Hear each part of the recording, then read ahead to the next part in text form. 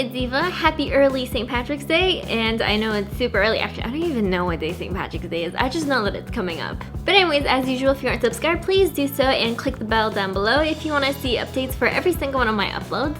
And by the way, I tried really hard to be festive and wear green, except I don't really own much green, so I had to pretty much dig this up from the bottom of my closet, which is probably why it's super wrinkly looking, so don't judge me. I just like my black and white colors. Alright, so for this video, I wanted to create some snacks or party favors that you can have on St. Patrick's Day that were all themed green and as healthy as possible. Obviously, it's not the healthiest that it can be, but I tried. All of these are actually things that I really like eating as well, so you can guess that they got devoured after. Like the spinach dip, I always order spinach dip at a restaurant if they have it. Unless I'm feeling poor, then I probably won't order it. As for the chocolate covered pretzels, that's what I used to always get when I used to work at Bulk Barn. I would just bring home bags and bags and just snack on them. They were so good, especially the white chocolate ones, my favorite. They taste like the yogurt covered ones from Bulk Barn. And obviously the smoothie you guys have seen so many different times and so many different variations throughout my channel and how many years that I've been doing YouTube, so you know I like my smoothies. But anyways, I'm so happy with how everything turned out and how it looked and everything. I can't wait to share this with you guys, so let's just get right into this video. Let's start off with spinach dip, and I went more simple rather than healthy for this recipe. On a heated pan, add in 2 tablespoons of unsalted butter and just let it melt down.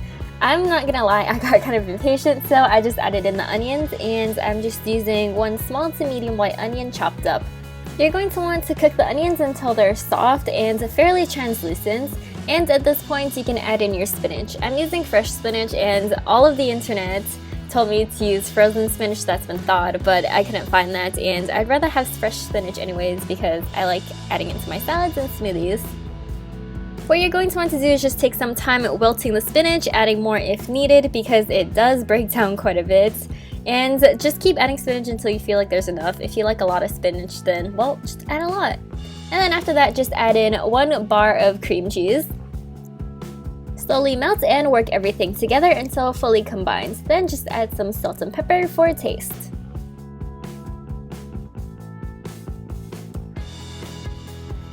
Then after that, you can plate up. What I used for the side was actually just thinly sliced French bread that I just put in the oven to toast. You can use chips or whatever you like.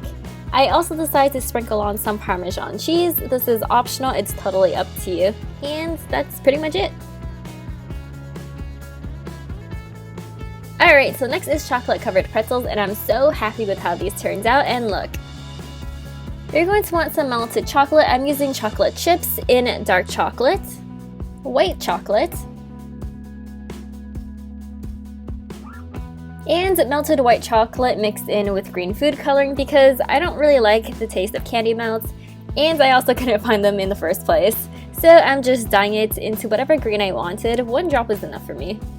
The process is pretty simple. All you're going to want to do is take some pretzels, any regular pretzels will do, salted or unsalted, whatever you want, and then just dip the bottom half, shake off the excess, and put it on some parchment or wax paper to dry. I repeated the same process with the white chocolate and green chocolate as well. If you do find that your chocolate is a little too thick, you can always mix in some extra neutral oil of some sort like vegetable or canola oil.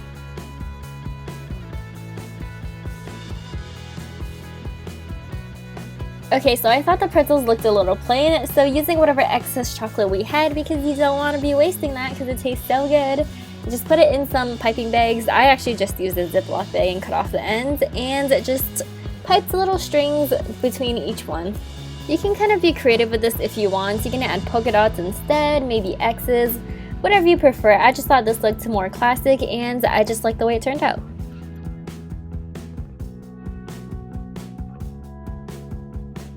Afterwards, you pretty much just have to wait for the chocolate to set. You can put it in the fridge to set up faster if you'd like. I just left mine out since I was making the other treats. And finally, we have the green smoothies and smoothie toppers. Okay, so this idea didn't exactly turn out as good as I thought it would. I actually just used spinach and honey to stick it onto the glass because I thought it would show through the smoothie, but I think if I were to do this again, I would definitely try using a lot more honey and not use the stems at all for the spinach.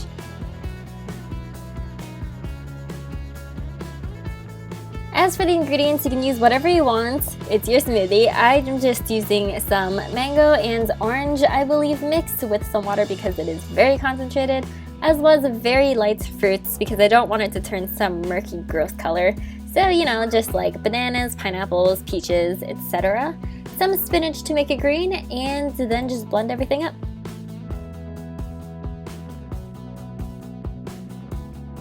Then just carefully scoop it in, trying to keep the spinach showing through the glass. Moving on to the smoothie toppers, I'm actually using the same technique as before with dipping some pretzels and placing it into an arrangement of 3 and 4 leaf clovers. And then as for the stem, I'm just using a shish kebab stick that I dipped in some chocolates and cut up so that it was shorter.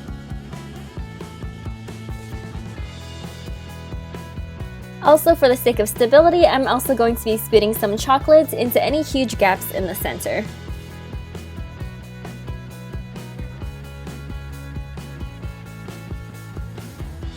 After that, let it set up in the fridge or outside, and then just dip it in some more chocolates. This chocolate I actually put in quite a bit of vegetable oil because I needed it to be fairly liquidy. I also found that it helps a lot with just taking a spoon and spitting the chocolate on top. And then this step is totally optional. I just prefer to have the hole show through for the pretzels, so I just kept banging it into the holes for visible, and then just place that on some parchment paper to dry and set up.